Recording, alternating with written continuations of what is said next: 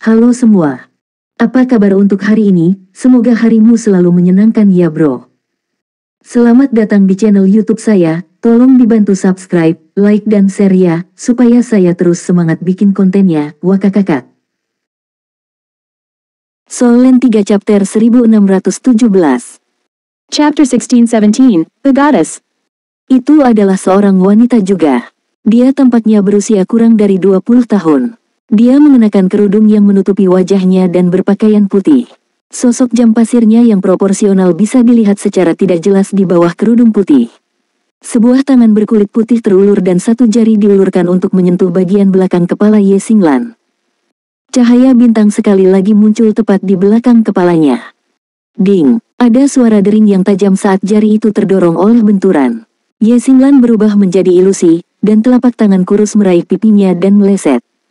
Pertarungan sesaat berlangsung untuk waktu yang sangat singkat, tetapi dua serangan telah diluncurkan oleh masing-masing lawan. Wanita berbaju putih diam-diam kembali ke punggung Li Mengji dan menyatu dengannya sebelum menghilang sepenuhnya. Itu adalah sang penyihir. Itu adalah jiwa bela diri penyihir Li Mengji. Sosok Li Mengji berkelebat. Tidak ada cara untuk mengetahui skill jiwa mana yang telah dia keluarkan saat tubuhnya bergerak begitu cepat, meninggalkan serangkaian bayangan yang tersisa. Sebuah tangan kurus meraih Ye Xinglan sekali lagi. Pedang Stargot Ye Xinglan sudah muncul di tangannya pada saat ini. Dia tidak terburu-buru atau panik dengan situasi tersebut. Dia mengayunkan pedang di tangannya dan memunculkan kilauan cahaya bintang yang segera terjalin menjadi jaring besar di langit. Itu adalah keterampilan jiwa keduanya, jaring Dewa Pedang. Jika dilihat dari bawah, terlihat seperti kembang api yang sedang mekar sempurna. Itu tidak memancarkan aura yang sangat kuat, tetapi bahkan Qiangu Dongfeng tidak dapat membantu mengungkapkan keheranannya saat melihat pedang itu.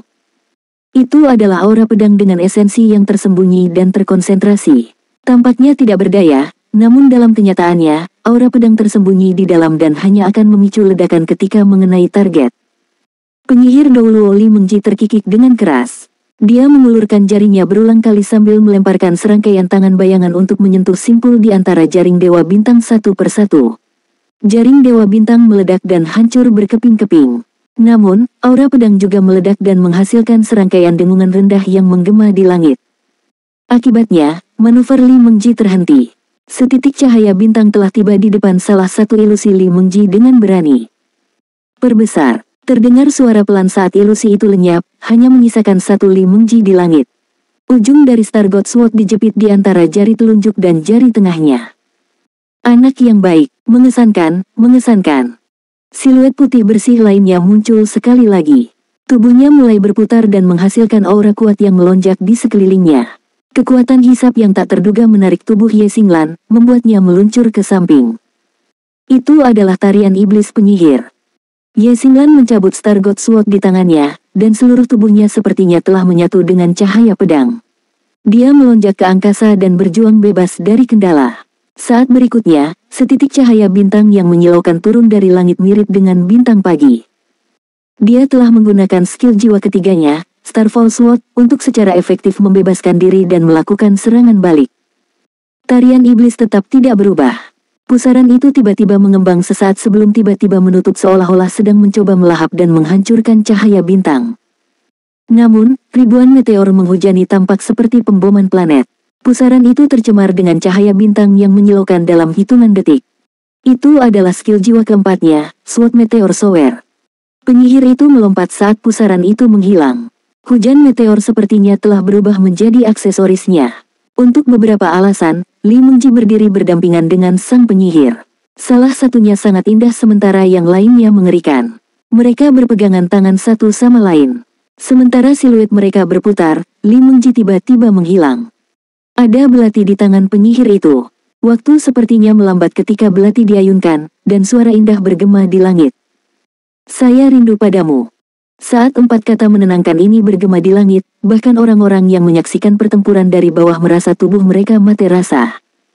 Pandangan manis dari mata penyihir dan senyuman manisnya tampak memikat terutama ketika sebagian wajahnya tertutup oleh cadar. Empat kata yang keluar dari mulutnya terdengar begitu menggoda sehingga setiap pria akan sulit untuk menahan diri agar tidak tersesat dalam fantasi liarnya tentang dirinya. Belati penyihir telah tiba di depan tubuh Ye Xinglan saat dia mengucapkan kata-kata itu. Saat belati itu lewat, ia meninggalkan gelombang riak di langit. Tatapan Ye Xinglan berubah sedikit saat melihat riak, dan tubuhnya jatuh kembali dengan kecepatan kilat. 4 kata yang diucapkan oleh penyihir itu sama sekali tidak berhasil memengaruhinya. Tidak ada pengaruh luar yang dapat mengganggu master jiwa yang hanya mencintai pedangnya. Tekad Ye Xinglan benar-benar yang terkuat dan paling menonjol dari Shrek Seven Monsters. Tak satu pun dari monster lain yang bahkan bisa dibandingkan dengannya. Meskipun Yuan Yehui adalah wanita yang tidak banyak bicara di masa lalu, itu juga karena masalah keluarganya. Sekarang simpul di hatinya telah mengendur, dia tersenyum lebih sering dari sebelumnya. Di sisi lain, Ye Xinglan benar-benar fokus, baik secara fisik maupun mental, pada kultivasinya. Dia hampir tidak terlibat dalam pikiran yang mengganggu karena dia selalu terlibat dalam kultivasi yang melelahkan. Dia hanya terikat secara emosional dengan orang-orang di sekitarnya, seperti Su Lizhi dan teman-temannya.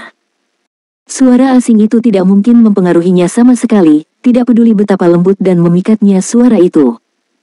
Cahaya yang terdistorsi di sekitar belati adalah sesuatu yang lain. Cahaya hanya menutupi area yang sangat kecil, tetapi Ye Xinglan dapat dengan jelas merasakan bahwa auranya mirip dengan teknik awan milenium Tangulin. Belati itu mengandung kekuatan ruang waktu. Dia membuat penilaian dalam hitungan detik dan menyimpulkan bahwa kekuatan ruang waktu penyihir Douluo tidak hanya mampu mengurangi umur lawan, tetapi juga bisa melahap kemampuan terkait waktu lawan. Karena inilah area efeknya kecil. Kilatan dingin melintas di mata Ye Xinglan. Di langit, tubuhnya tiba-tiba berhenti bergerak. Percikan cahaya bintang yang menyilaukan tiba-tiba meledak dari tubuhnya dan membuatnya tampak seolah-olah dia telah berubah menjadi tembus cahaya. Cincin jiwa ketujuhnya bersinar terang. Seketika, suara senandung lembut yang terdengar di awal pertempuran ini bergema di langit sekali lagi. Kali ini, sebuah adegan terbentuk di benak setiap orang. Rasanya seperti pedang dewa yang luar biasa akan ditarik dari sarungnya. Itu adalah keterampilan jiwa ketujuh dan avatar jiwa bela dirinya, tubuh pedang Stargod. Ding! Dia meluncurkan Stargod Sword lagi. Itu mengenai ujung belati dengan akurasi yang luar biasa. Ada suara dengungan yang menusuk saat belati itu didorong menjauh. Saat cahaya yang terdistorsi itu pecah, Li Mengji muncul di samping penyihir itu sekali lagi. Dia memiliki ekspresi yang agak kotor di wajahnya. Gadis kecil yang nakal. Tangan kanannya yang seperti cakar terulur dan meraih bahu sang penyihir di sisinya.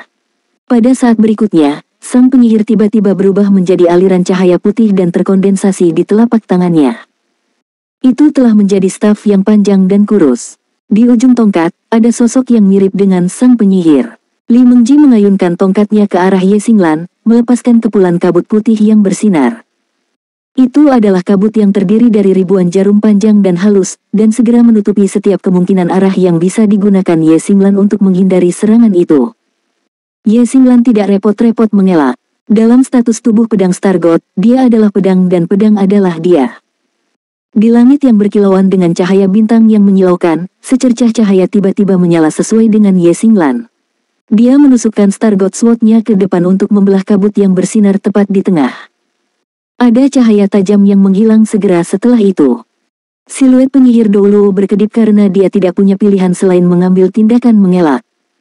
Dia menyapu tongkatnya secara horizontal, dan lolongan menggema di langit. Semua cahaya di sekitar mereka tiba-tiba menghilang dan berubah menjadi gelap gulita. Itu adalah kegelapan pit penyihir. Ye Xinglan tetap tenang dan tenang seperti sebelumnya. Setitik cahaya bintang bersinar di atas kepalanya sekali lagi saat dia dihadapkan pada kemampuan seperti domain penyihir. Cahaya bintang menyerap masalah di sekitarnya dan Ye Xinglan dengan cepat menghilang. Itu adalah keterampilan jiwa kelimanya, pedang bintang.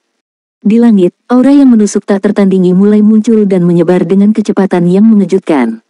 Rasanya seolah-olah langit terkoyak sementara cahaya bintang yang tak terhitung jumlahnya muncul. Cahaya bintang yang menyilaukan menyinari langit dengan kecerahan yang tak tertandingi, berkilauan saat itu menyebarkan kegelapan yang pekat. Hah, penyihir Douluo Li Mengji tercengang. Kegelapan menyatu menjadi satu titik dan mengungkapkan bentuk Li Mengji sekali lagi. Ketika dia terlibat dalam pertarungan tangan kosong sebelumnya, dia tahu bahwa Ye Xinglan adalah seorang gadis yang baru saja menembus ke peringkat judul Douluo baru-baru ini. Meskipun sangat mengejutkan baginya untuk mengetahui bahwa gadis itu telah membuat terobosan ke limit Douluo di usia yang begitu muda, dia masih jauh lebih lemah daripada dirinya sendiri menilai dari pengalaman bertempur dan rahasia batinnya. Namun, semakin dia bertarung melawan gadis itu, semakin dia merasa tidak nyaman. Pertempuran mereka tidak terlihat sekuat ronde sebelumnya, tapi bukan itu masalahnya. Pertarungan jarak dekat seperti ini sangat berisiko karena sangat mungkin Master Jiwa akan langsung kalah saat dipukul oleh lawan. Kenyataannya, Li Mengji sudah melihat kebenaran di balik kemenangan Su Lizhi di pertandingan sebelumnya. Armor pertempuran 4 kata Su Lizhi tidak akan bertahan terlalu lama. Jika bukan karena arogansi Raja Tinju Douluo, yang membuatnya meremehkan lawan dan menyerang dengan sembarangan, Su Lizhi pada akhirnya akan mengungkapkan kelemahannya. Hasilnya pasti berbeda, dan mau bertarung lebih hati-hati. Soul Land 3 Chapter 1618 Chapter 1618 Devil Transformation. Ketika itu terjadi, dia mengirimkan pesan suara ke Qiangu Dongfeng yang mengungkapkan keinginannya untuk ambil bagian di babak berikutnya. Dia tidak akan pernah mengulangi kesalahan Raja Tinju Douluo, tentu saja. Akibatnya, dia terus-menerus melancarkan serangan saat dia bertarung melawan Ye Xinglan, tetapi dia juga memperhatikan dan mengamati teknik merespons Ye Xinglan. Li Mengji terkejut mengetahui bahwa dia tidak mampu mendeteksi kelemahan apapun untuk dieksploitasi pada gadis muda ini. Tidak hanya Ye Xinglan yang kaya akan pengalaman tempur yang sebenarnya, dia juga ahli dalam memanfaatkan keunggulannya. Sejak awal pertempuran, kesadaran pedangnya tetap terkondensasi dan disimpan. Bahkan ketika dia melakukan serangan balik, dia tidak pernah melepaskan kemampuan menyerang penuhnya. Li Mengji merasa tidak ada kesempatan baginya untuk memanfaatkan gadis muda itu sama sekali. Keterampilannya yang mengubahnya menjadi belati dikenal sebagai belati debu penyihir. Ada kemungkinan energi kehidupan lawan akan diserap olehnya saat bersentuhan dengan belati bahkan untuk sepersekian detik. Dia akan melahap sebagian kecil dari energi kehidupan yang diserap. Energi kehidupan orang biasa sama sekali tidak berarti baginya. Dia hanya tertarik pada energi kehidupan Feng Hao Douluo peringkat judul Douluo. Selain itu, kekuatan hidup lawan harus awet muda dan diisi dengan vitalitas untuk memenuhi kebutuhannya. Bagaimanapun, Ye Xinglan memilih untuk menghindar tanpa ragu sedikit pun. Di sisi lain, ketika Ye Xinglan mulai melancarkan serangan balik, Li Mengji bisa merasakan bahwa aura tajam yang dilepaskan dari Star God Sword-nya pasti berada di peringkat Sword Soul. Selain itu, dia tahu bahwa peringkat Ye Xinglan bukan milik peringkat awal Sword Soul. Apakah semua siswa yang dibudidayakan dari Shrek begitu kuat? Li Mengji menyipitkan matanya. Dia tidak pernah menyangka situasi ini akan terjadi dan lawannya akan lebih sulit untuk dihabisi daripada yang dia bayangkan. Meski begitu, dia memimpin untuk melepaskan avatar jiwa bela dirinya. Berapa lama dia bisa bertahan dalam keadaan avatar jiwa bela dirinya? Mengapa banyak Feng Hao Douluo tingkat tinggi memilih untuk mengungguli lawan di awal pertempuran? Itu karena banyak teknik yang kuat akan menghabiskan terlalu banyak energi saat digunakan. Misalnya, avatar jiwa bela diri dan domain baju besi pertempuran sangat menuntut. Secara umum, orang yang menggunakan kemampuan ini akan dirugikan kecuali lawan dikalahkan dalam satu gerakan, seperti bagaimana Su Lizhi mengalahkan lawan dan meraih kemenangan di pertempuran sebelumnya. Tidak ada keraguan bahwa Ye Xinglan akan melepaskan langkah besar pada saat ini. Faktor yang paling krusial adalah penyihir Douluo Li Mengji dapat dengan jelas merasakan bahwa langkah itu akan menjadi ancaman besar baginya. Jika bukan karena avatar jiwa bela diri atau baju besi perangnya, dia memperkirakan bahwa sangat mungkin dia akan gagal menahan serangan itu. Di pangkatnya, dia tidak akan pernah ragu-ragu selama saat-saat penting seperti itu. Kalau tidak, dia pasti sudah lama mati. Penyihir muncul sekali lagi, tapi kali ini dia ditarik kembali ke Li Mengji. Sosok tua dan rapuh dengan cepat menyatu dengan siluet menggoda. Kemudian, gambar mengerikan muncul. Siluet itu tetap menggoda seperti biasanya, tetapi wajah itu milik Li Mengji. Wajah seorang wanita tua tiba-tiba dipasangkan dengan sosok yang memikat. Itu tampak sangat aneh dan tidak harmonis. Ekspresinya tampak seperti sedang berjuang. Fitur wajahnya yang sudah tua mulai berputar dan berubah seolah-olah dia berusaha untuk mengubah dirinya menjadi muda dan cantik. Pada akhirnya, hanya setengah dari wajahnya yang berhasil diubah. Jika dilihat dari satu sisi, itu adalah wajah yang sangat cantik dengan mata cerah dan senyum manis. Namun, jika dilihat dari depan, wajahnya justru memiliki belahan yang kontras. Setengahnya adalah Li Mengji sementara setengah lainnya memiliki fitur wajah sang penyihir. Itu adalah avatar penyihir miliknya, transformasi iblis. Setelah dia menyelesaikan transformasinya, Li Mengji memegang tongkatnya di tangan kanan dan belati di tangan kirinya. Kemudian, aliran cahaya bintang yang menyilaukan bersinar dari langit. Seolah-olah cahaya membawa jutaan galaksi saat menerangi seluruh tempat secara instan. Itu adalah keterampilan jiwa keenam Ye Xinglan, jiwa bintang pedang. Bintik-bintik cahaya berkabut mulai bersinar di tubuh penyihir Douluo Li Mengji, seolah-olah dia merasakan sesuatu. Potongan baju perang menutupi tubuhnya dengan cepat saat dia menyelesaikan proses penyetelan. Baju perangnya sangat spesial. Sisi kiri dari armornya berwarna hitam sedangkan sisi kanannya berwarna putih. Warna-warna itu kontras satu sama lain seperti wajahnya. Dia telah melepaskan baju besi perang 3 kata untuk menahan serangan Ye Xinglan. Langit tiba-tiba menjadi gelap seolah malam telah tiba. Bintik-bintik bintang bermekaran dengan cahaya di langit. Sekaligus, langit yang luas telah berubah menjadi lautan bintang. Itu adalah domain armor pertempuran 3 kata miliknya, Starry Sky. Ini adalah domain Ye Xinglan. Dia sengaja meniru domain Su Xiaoyan ketika dia membuat baju perang. Bintang-bintang dalam serangannya menggandakan kekuatan di bawah amplifikasi domain Starry Sky. Ekspresi penyihir Douluo Li Mengji berubah serius. Dia menggunakan belati di tangan kirinya untuk drawing lingkaran di depannya. Itu telah berubah menjadi pintu melingkar dari cahaya yang berdenyut dengan pendar terdistorsi. Ketika bintang-bintang melesat tidak jauh darinya, sebagian dari mereka mengalir di belakangnya seolah-olah mereka tidak menargetkannya. Itu adalah keterampilan jiwa ke-8 Li Mengji, debu merah yang melonjak. Dia mengangkat tongkat di tangan kanannya tinggi-tinggi dan membuat pusaran putih. Pusaran besar mulai berputar dengan kecepatan tinggi bersama dengan tubuhnya. Itu berputar dan mendorong bintik-bintik cahaya bintang. Itu adalah keterampilan jiwa ke-8 lainnya, lapangan kekuatan iblis. Ya, jiwa bela diri penyihirnya mirip dengan jiwa bela diri kembar dalam arti tertentu. Hasilnya, dia diberkati dengan begitu banyak skill jiwa yang berguna. Namun, tipe jiwa bela diri kembarnya sangat berbeda dari kebanyakan. Miliknya termasuk dalam kategori jiwa kembar yang dihasilkan dari tubuh yang sama di mana dua jiwa bela dirinya sangat mirip atau sangat berlawanan satu sama lain. Misalnya, jiwa bela diri Xie juga sama sebelum berevolusi menjadi naga ruang waktu. Pemandangan yang menakjubkan muncul pada saat itu. Langit ilusi tiba-tiba diproyeksikan di bawah kaki penyihir Douluo, persis sama dengan langit di atasnya. Yang lebih luar biasa adalah bintik-bintik cahaya bintang juga muncul di langit yang diproyeksikan dengan aliran galaksi. Tanah berada tepat di bawah kakinya, tetapi seolah-olah dia telah tenggelam dalam kosmos pada saat berikutnya. Dia benar-benar diselimuti oleh langit berbintang di segala arah. Dalam sekejap, aliran bintang dan galaksi berubah menjadi pusaran bintang besar dan menutupi Li Mengji sepenuhnya. Wajah Li Mengji berubah drastis. Dia tidak pernah menyangka bahwa Ye Xinglan akan memiliki ledakan yang begitu hebat. Kekuatan ini tidak terbayangkan. Cahaya yang menusuk keluar dari tubuh Li Mengji, dan lapisan cahaya merah muda menyebar dari bawah kakinya. Cahaya bintang akan memudar dan menghilang tanpa suara saat bersentuhan dengan cahaya berkabut. Keterampilan jiwa ke-8 Li Mengji sudah sepenuhnya berlangsung ketika serangan lawan telah tiba, jadi sudah terlambat baginya untuk mengubah keterampilan jiwanya bahkan jika dia mau. Akibatnya, dia hanya bisa memulai domain armor pertempuran 3 kata, Devil Death. Domain tersebut akan menghasilkan efek yang menakutkan. Itu dilengkapi dengan efek korosif yang sangat merusak.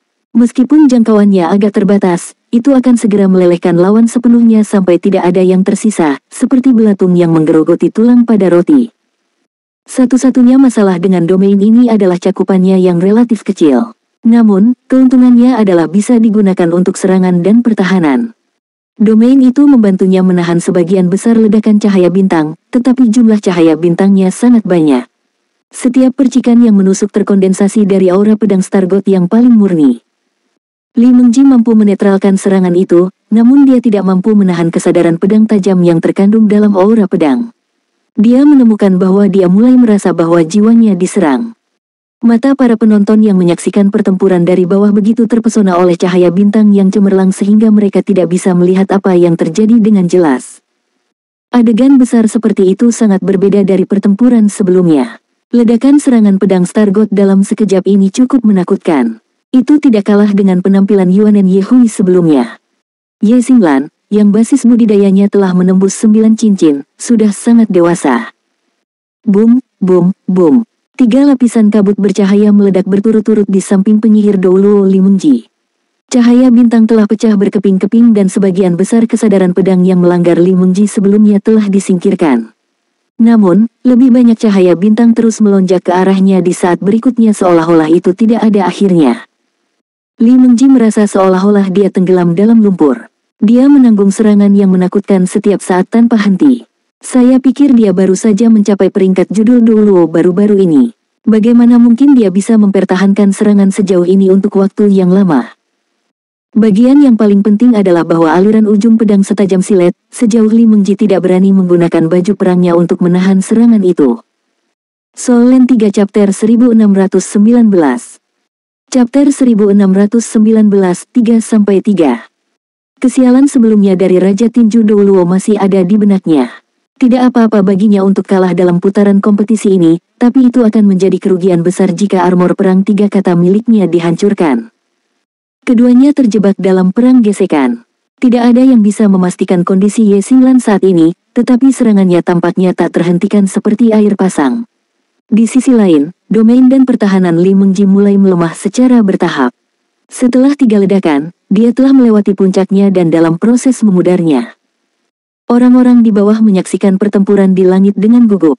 Itu mungkin bagi siapa saja untuk mencapai kemenangan terakhir pada saat ini. Tiba-tiba, Li Mengji menghela nafas seolah-olah dia telah membuat keputusan yang sulit. Dia mengayunkan lengan kanannya dan memunculkan cahaya sebening kristal yang keluar dari telapak tangannya. Itu adalah jubah yang hampir transparan. Itu menutupi tubuhnya dalam sekejap dan menyelimuti seluruh tubuhnya. Seketika, sesuatu yang aneh terjadi. Aliran cahaya bintang yang mendarat di tubuhnya dipantulkan oleh jubah itu secara berurutan sehingga dia tidak terluka. Kemudian, jubah itu memancarkan cahaya yang berubah menjadi perisai cahaya. Itu mengepung dan melindungi Li Mengji. Tidak mungkin cahaya bintang bisa menembus perisai terlepas dari seberapa keras itu menerjangnya. Itu adalah senjata ilahi. Tang Wulin langsung tertegun. Tidak ada keraguan bahwa jubah yang digunakan oleh Li Mengji adalah senjata ilahi, khususnya tipe pertahanan. Ini bukan pertama kalinya dia melihat senjata dewa dari Pagoda Roh. Tidak ada keraguan bahwa Pagoda Jiwa adalah yang terbaik di seluruh benua dalam hal sumber daya keuangan dan materi. Penyihir Duoluo Li Mengji berasal dari klan kuno yang telah terikat dengan Pagoda Roh selama ribuan tahun. Rahasia batin klannya kaya dan mendalam. Jubah Dewi adalah harta terbesar mereka. Namun, persyaratan untuk menggunakan Goddess Cape sangat ketat. Untuk setiap kesempatan, itu perlu diisi ulang selama 1 tahun. Klan hanya akan menggunakannya sebagai upaya terakhir. Serangan Ye Xinglan diblokir sepenuhnya karena perlindungan Dewi Cape. Beberapa menit telah berlalu sebelum cahaya bintang mulai berkurang. Ada kilatan cahaya, dan pitch darkness menghilang. Ye Xinglan mengambang di langit, wajahnya sedikit pucat. Genggamannya pada pedang Stargot di tangannya tetap kokoh seperti biasanya. Dia menarik napas dalam-dalam dan melepaskan cahaya bintang sekali lagi. Meskipun mengetahui bahwa lawan memiliki senjata ilahi, dia tidak memiliki niat untuk menyerah. Meski begitu, Li Mengji bergerak pada saat itu. Dia melemparkan belati di tangannya ke udara dan itu berubah menjadi kerudung putih yang menutupi langit dan menutupi bumi dalam sekejap. Dia melambaikan tongkat di tangan kanannya, dan 9 hantu bersinar tiba-tiba muncul di udara. Hantu itu berupa 9 penyihir. Kerudung putih berguling dan berkibar di udara sementara 9 penyihir menunjuk ke arah Ye Xinglan secara bersamaan. Pancaran tajam melesat ke arah Ye Xinglan dengan kecepatan kilat. 9 pancaran sinar telah tiba di sisinya hampir bersamaan. Ye Xinglan mengayunkan pedang Stargot dan pedang itu meledak dengan kesadarannya. Namun, masing-masing dari 9 berkas cahaya itu dipenuhi dengan energi yang menakutkan. Sebagian energi berputar searah jarum jam sementara sebagian lainnya berputar berlawanan arah jarum jam. Setiap serangan sangat berbeda dari yang lain. Rasanya seolah-olah masing-masing diisi dengan kekuatan yang cukup untuk menghancurkan langit dan bumi. Itu adalah iblis 9 jari. Itu adalah keterampilan jiwa ke-9 Li Mengji dan juga teknik yang dia simpan untuk tujuan darurat. Selain tabir putih yang berkibar di udara, serangan gabungan itu dikenal sebagai Heaven Evilness Rolls, Devil Nine Fingers. Itu adalah serangan yang dibentuk dengan menarik energi jahat terkuat antara surga dan bumi. Ledakan itu mirip dengan upaya terakhir untuk Li Mengji. Pedang Stargot Ye Xinglan terus bergoyang karena pemboman 9 jari. Tubuhnya mulai bergoyang juga.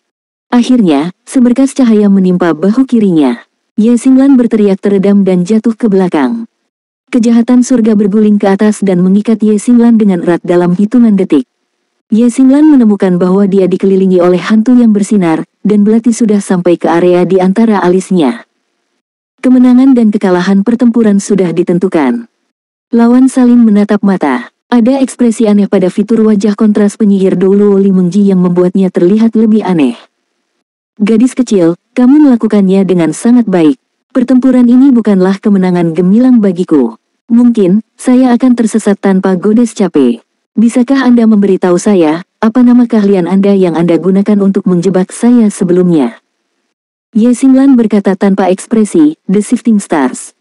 Ya, itu adalah keterampilan jiwa ke-8-nya, bintang pergeseran.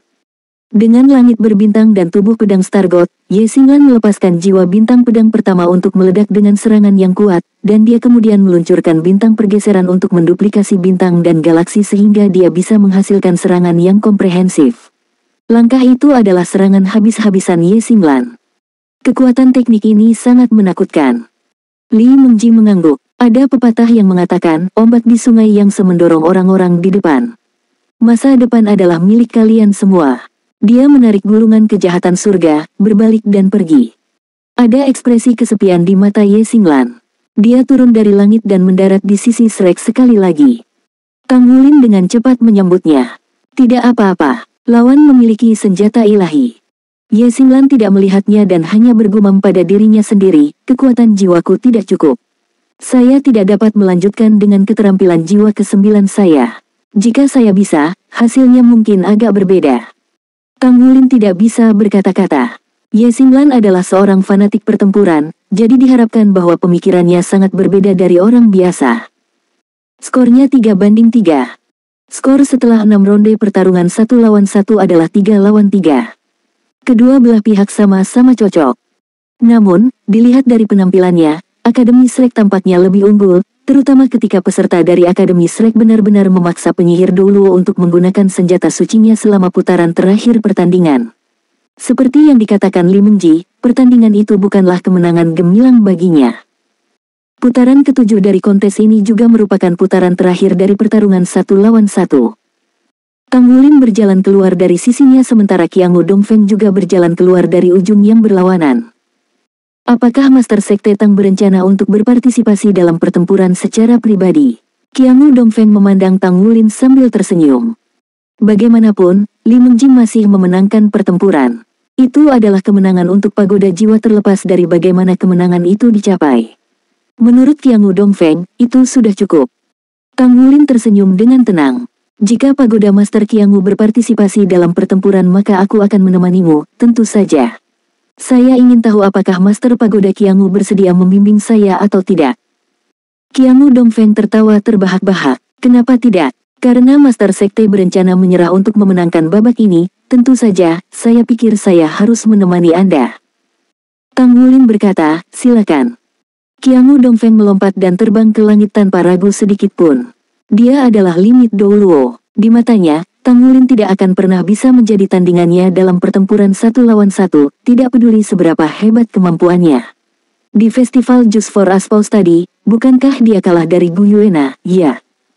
Faktanya, Gu Yuena bahkan belum menjadi limit Doulo yang sebenarnya. Jika dia bisa mengalahkan Tang Wulin dalam pertempuran ini, pihaknya akan memiliki keuntungan yang jelas terlepas dari usia, identitas, dan posisi lawan. Namun, saat Qiangu Dongfeng melompat ke langit, siluet lain dari sisi Akademi Shrek melakukannya juga. Apalagi, orang itu baru melompat puluhan meter ke udara sebelum ia mendarat di tanah. Dia berkata sambil tersenyum, saya menerima kekalahan saya. Saya menerima kekalahan saya. Pria ini telah berdiri di dekat bagian belakang barisan di sisi Akademi Shrek sebelumnya. Faktanya, tidak ada yang memperhatikan kehadirannya. Dia memiliki penampilan yang sangat biasa. Tinggalkan Pagoda Roh, tidak banyak pejabat tinggi Akademi Shrek yang mengenalnya. Paman Li, apa yang kamu lakukan di sini? Wajah Tang Wulin berubah khawatir. Dia dengan cepat melangkah maju dan menarik pria itu kembali setelah dia mendarat. Pria itu tampak berusia 50-an. Dia memiliki penampilan yang agak tua dan mengenakan pakaian yang sangat sederhana dan tidak canggih. Saat dia melihat Tang Wulin menariknya, dia tersenyum pahit dan berkata, maafkan saya, Master Pavilion. Saya juga bagian dari Shrek, jadi saya pikir saya akan melakukan bagian saya juga untuk akademi. Paman Li, kamu, Tang Wulin memasang ekspresi muram. Paman Li menghela nafas dan berkata, tapi aku tidak punya pilihan ketika aku melihat dia begitu kuat. Saya tidak mampu melawan dia. Oleh karena itu, saya hanya bisa mengakui kekalahan saya. Tang Wulin berbicara dengan ekspresi suram, Paman Li, kamu bukan mata-mata yang dikirim dari pagoda roh, kan? Paman Li menggelengkan kepalanya. Tidak, tentu saja tidak. Saya telah menjaga pintu utama Akademi Shrek selama 3 dekade. Saya khawatir saya akan dikuburkan bersama Shrek jika saya tidak cuti selama bencana besar itu. Saya segera datang selama rekonstruksi Shrek. Pavilion Master, jangan menuduh saya sebagai sesuatu yang bukan saya. Masih di udara, Qiangu Dongfeng juga bingung. Apa yang terjadi di sana? Mungkinkah orang ini benar-benar mata-mata yang dikirim dari sisinya? Namun, dia belum pernah mendengar tentang ini sebelumnya. Tidak, itu tidak benar. Tiba-tiba, Qiangu Dongfeng menyadari masalah dalam kasus ini, tetapi Tang Wulin sudah mengangkat kepalanya dan melihat ke arahnya bahkan sebelum dia bisa mengatakan apa-apa. Tang Wulin berkata dengan nada bandel, kami menerima kekalahan kami. Anda telah memenangkan babak ini, Master Pagoda Qiangu, tetapi ini bukan kemenangan gemilang bagi Anda karena Anda hanya menang atas penjaga gerbang Shrek.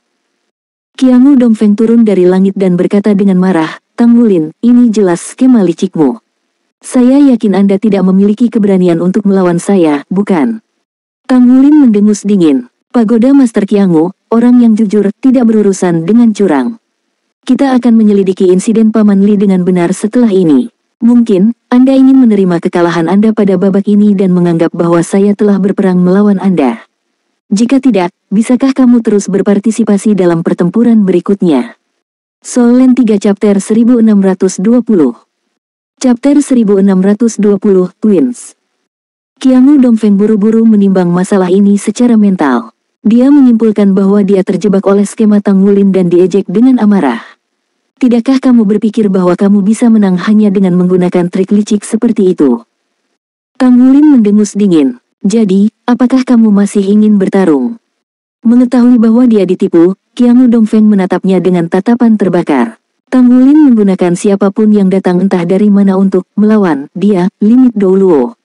Oleh karena itu, dia tidak akan bisa berpartisipasi dalam pertarungan 2 lawan 2 yang akan datang. Tentu saja, jika pertarungan 2 lawan 2 hanya memberikan 1 poin, itu tidak akan menjadi masalah baginya, tetapi kemenangan dalam pertandingan 2 lawan 2 sebenarnya bernilai 2 poin. Itu sangat berbeda. Tang Wulin jelas telah menipunya, dan dia harus menderita dalam diam, karena tidak ada yang bisa dia lakukan untuk mengungkap skema Tang Wulin. Setelah mempelajari masalah ini, Akademi Shrek tampaknya kalah 1 poin selama pertempuran 1 lawan 1 sebelumnya. Karena itu, kedua Limit Douluo yang hebat, termasuk dirinya dan Leng Yaosu, telah berpartisipasi dalam kompetisi. Leng Yaosu hampir sekuat Yali dalam arti bahwa mereka baru saja naik ke tank Limit Douluo. Namun demikian, Leng Yaosu adalah Master Armor pertempuran 4 kata dan Limit Douluo tipe penyerangan. Jika dia atau Leng Yaosu bisa bertarung melawan Yali dalam pertarungan 1 lawan 1, itu hampir pasti akan menjadi kemenangan untuk Pagoda Roh. Meski begitu, meski pihak Shrek sempat kalah 2 kali, mereka tetap bisa memenangkan perang tersebut. Meskipun Qiangu Zhangting dan Leng Yaosu telah memenangkan 2 ronde, mereka belum mengalahkan petarung terhebat Shrek. Di sisi lain, orang macam apa yang sudah dikirim dari Akademi Shrek dari dulu sampai sekarang? Yali dan Long Yeiwei yang sepenuhnya tersembunyi belum berpartisipasi dalam kontes. Mereka jelas kekurangan tenaga, jadi mereka datang dengan skema untuk melemahkan lawan mereka. Namun, jika Shrek berpikir bahwa mereka bisa menang hanya dengan melakukannya, maka mereka salah besar. Pagoda jiwa dan ribuan tahun rahasia batin mereka akan memastikan bahwa mereka tidak akan dihabisi dengan mudah. Qiangu Dongfeng menjadi tenang setelah memikirkan semua ini. Setidaknya, ini berarti Akademi Shrek benar-benar tidak memiliki rahasia batin paling tidak. Ide kebangkitan Yun Ming hanyalah lelucon. Dia sudah menanyakan sisi kultus Roh Kudus secara rinci. Pemujaan Roh Kudus menjelaskan bahwa tanpa kekuatan Lord, tidak mungkin kebangkitan dilakukan. Yun Ming hanya meninggalkan gumpalan jiwa yang melekat pada alat dalam keadaan vegetatif. Lanjutkan, saya ingin melihat trik lain apa yang Anda miliki. Saat dia berbicara, Qiangu Dongfeng berbalik dan melihat bawahannya sendiri, menatap mereka dengan pandangan penuh arti. Ekspresi Tang Wulin telah kembali ke ketenangan biasanya. Wajahnya sama sekali tidak mengungkapkan apa yang dia pikirkan. Para orang tua dan siswa yang menyaksikan pertandingan dari jauh merasa bingung. Mengapa Akademi Shrek mencoba membuat masalah dengan tipuan? Namun, terlepas dari situasinya, mereka merasa Akademi Shrek dan Pagoda Roh sama-sama cocok. Meskipun mereka memiliki poin ekstra, Pagoda Roh masih belum berhasil menekan Shrek. Orang tua merasa bahwa perjalanan mereka ke akademi sangat berharga. Persaingan antara dua kekuatan besar akan menghabiskan banyak biaya jika ditilang, tetapi mereka memiliki kesempatan untuk menontonnya secara gratis. Meskipun saluran televisi Seoul juga menyiarkan acara tersebut secara langsung, menontonnya di televisi tidak akan sebaik menontonnya secara langsung. Pertarungan di langit hanya bisa difilmkan dari tanah karena kurangnya persiapan sebelumnya. Kejelasan rekaman juga menjadi masalah. Tang Wulin dan Qiangu Dongfeng berdiri berhadapan sekali lagi.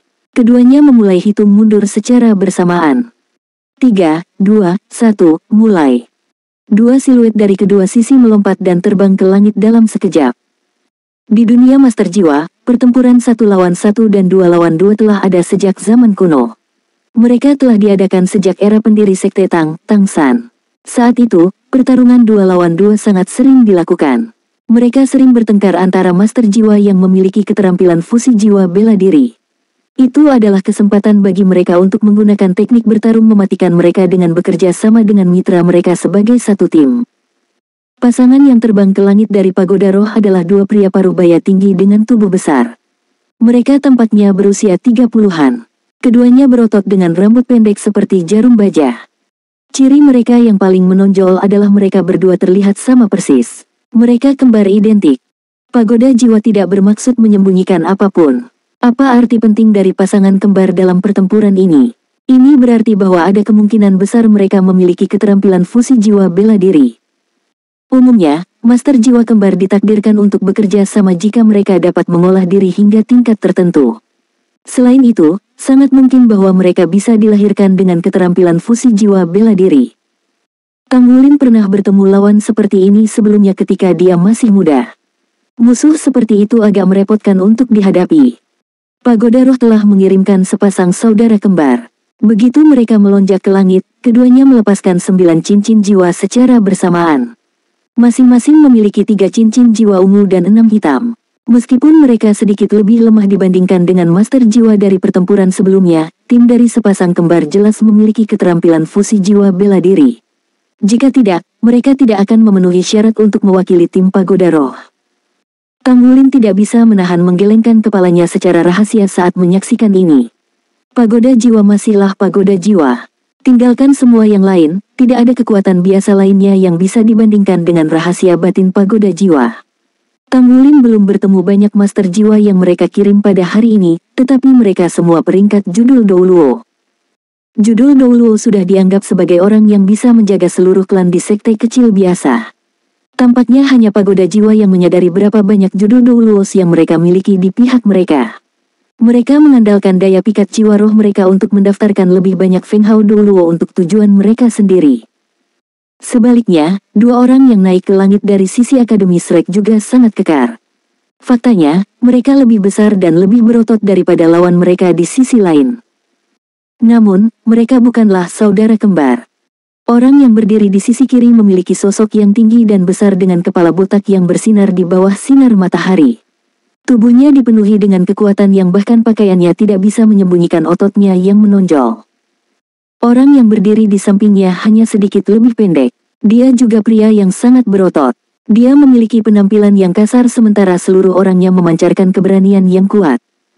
Tidak diragukan lagi bahwa keduanya adalah Bodi Douluo Aruheng dan Gale Saber Dimensi Majinchi.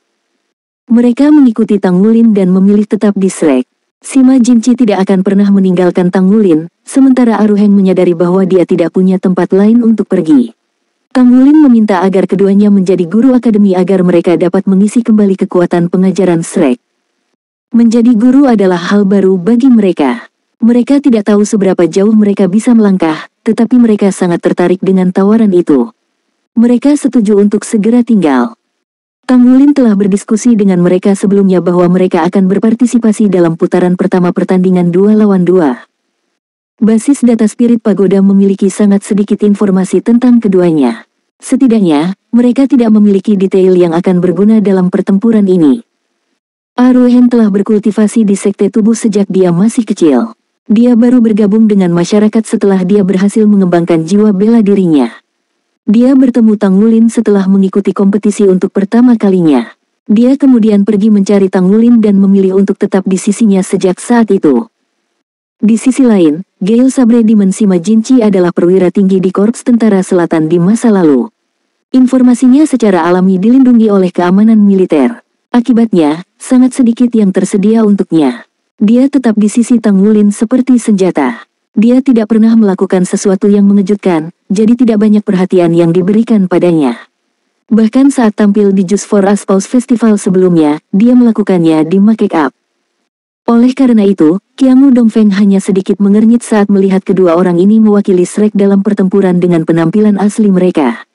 Dia bisa merasakan bahwa kedua orang ini memiliki basis budidaya peringkat judul dulu juga, jadi kemampuan mereka seharusnya cukup mengesankan.